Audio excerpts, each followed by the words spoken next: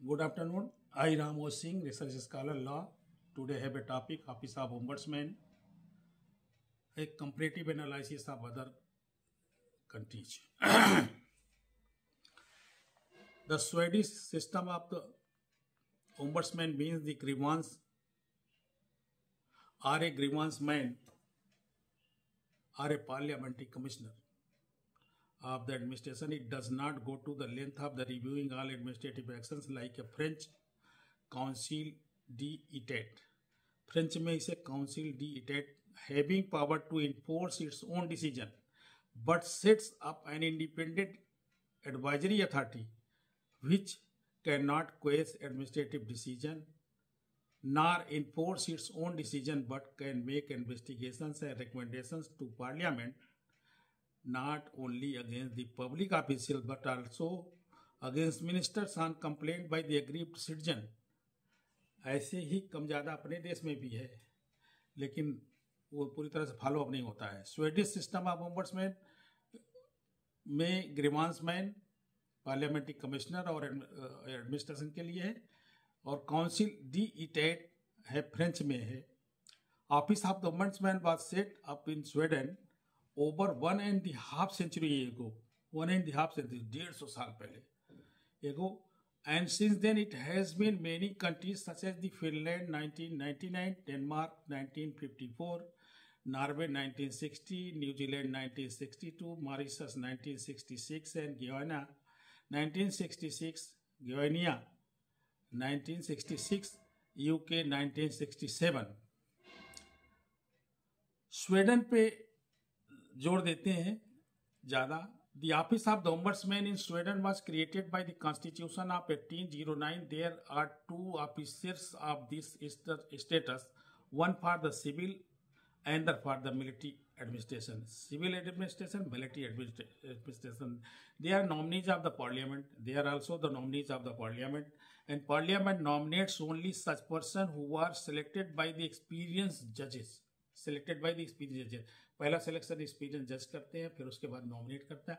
Same way हमारे यहाँ जैसा है जज लगाने का. लेकिन a function of the ombudsman is not only to supervise the administration of the laws as representative of parliament and report to parliament, but also an institute proceeding in manner a public prosecutor does. जैसे public prosecutor करते हैं, court में ले जाते हैं, case आगे बढ़ता है, एफआईआर होती है, एफआईआर से पब्लिक प्रोसिक्यूटर के पास, पब्लिक प्रोसिक्यूटर कोर्ट को में पुटअप करते हैं, आगे बढ़ाते हैं.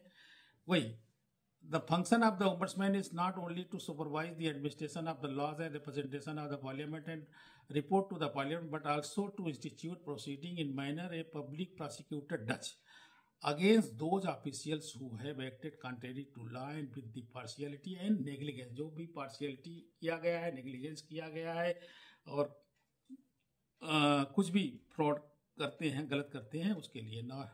नॉर्वे में है, Norway ombudsman has authority to scrutinize the act of the ministers which are reform and by the head of the ministry. Same way सब जगह है, थोड़े थोड़े डिफरेंस में है. कहीं पे ज़्यादा पावर है, कहीं पे कम पावर है. ओवरऑल इनकी एडमिनिस्ट्रेटिव पावर है. इनकी जो power advisory and investigative power है. डेनमार्क में क्या है? The Danish ombudsman has a comprehensive power under the statute of the 1954 the supervise all state administration. जो ऑल स्टेट एडमिनिस्ट्रेशन है उनको देखना है.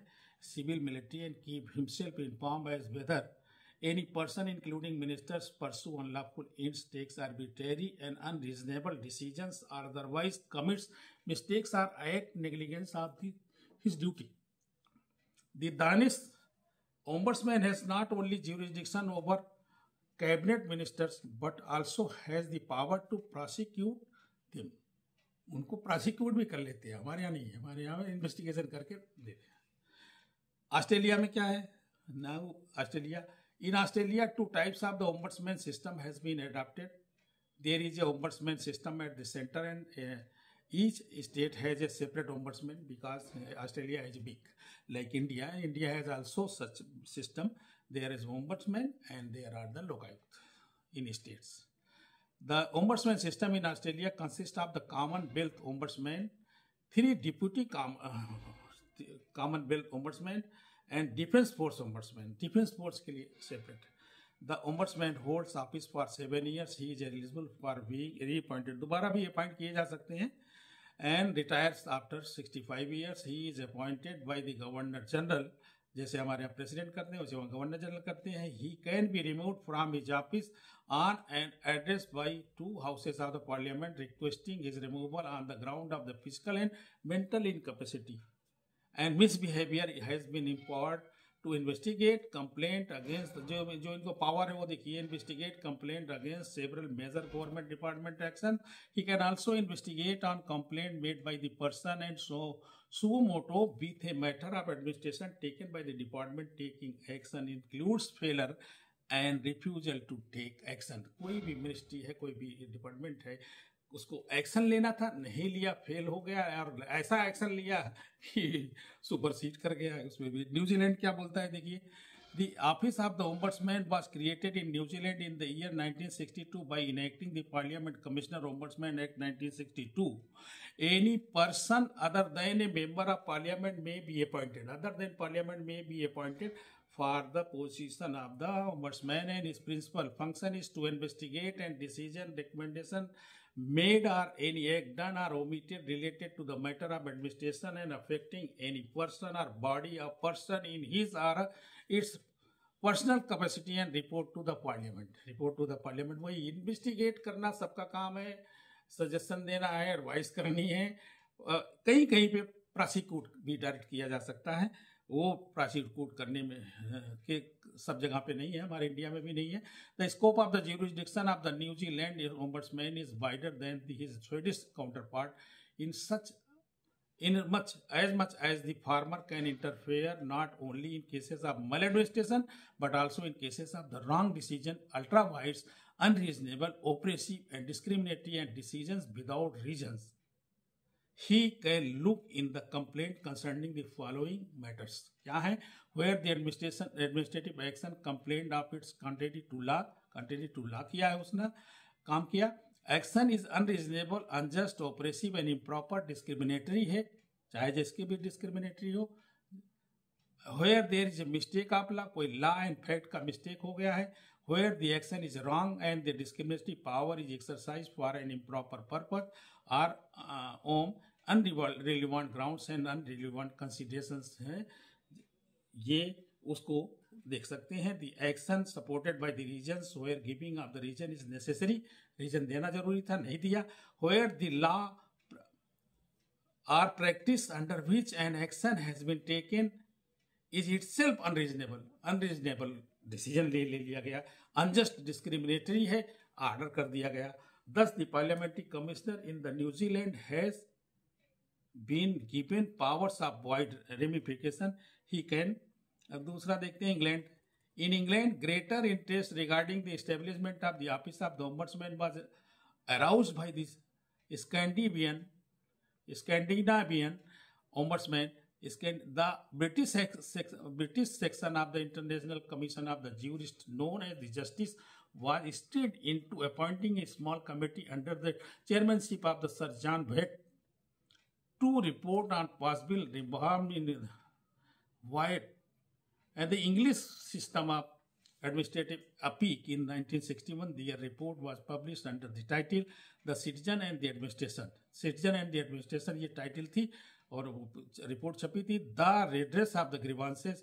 कैसे थे? This report stated that there are 2 types of complaint to be considered. First, क्या है? There are cases where an individual alleges but a decision affecting him was wrong. Secondly, there are a complaint of the maladministration. In the former case, the right of the appeal of some of the judicial remedy is available, but in the latter case, in second case, there was no any appeal. There was no any chance of appeal. That's why the appeal is provided. The report suggested that this type of the cases, some institution on the pattern of the Scandinavian office of the ombudsman should be appointed for all those cases. Thus, in England, the office of the Parliament Commissioner for the Administration was created by the Parliament Act 1967, and he has got an independent status like the controller and the auditor general, like our institutions, controller and auditor generals, and election commission. Some other institutions are Supreme Court are independent bodies. Independent bodies, they government cannot interfere in their action and reaction and whatever their investigation is going on. The parliamentary commissioner investigates alleges case of the injustice in consequence of the maladministration caused to the member of the public by government department. It was suggested that the maladministration might, maladministration का मतलब ये हुआ कि administration ही, प्रशासन ही बदमाशी कर रहा है, गलत कर रहा है। कभी कभी आप देखते हो कि किसी का भी एक्शन है, जैसे बाय द वे कोई पॉलिटिशियन है, इलेक्शन लड़ करके जीता हुआ है, वही ऐसी बात करता है जैसे लगता है कि वो राजा है, राजा की तरह बात करता है, वो माल एडमिनिस्ट्रेशन है। ही इज नॉट अंडर, मतलब he is not working under the constitution of India. He has free will and he is speaking whatever he wants, that on his own bill. But people like that he has said so and so, he is very great man. But it is not. He is not a great man. He is a cheater. He is a cheater and he is a maladministrator. The commissioner has the power to entertain any complaint of the subject as regarding the relationship with the central government, excluding certain specified matters, such as those relating to the diplomatic matters and foreign affairs matters and affecting the security of the state. लंबा काम है इनका, England कर रहा है। और अब Lokpal India में क्या है? लोकपाल इंडिया में caretaker of the people है, उसको नाम दिया गया caretaker of the people है।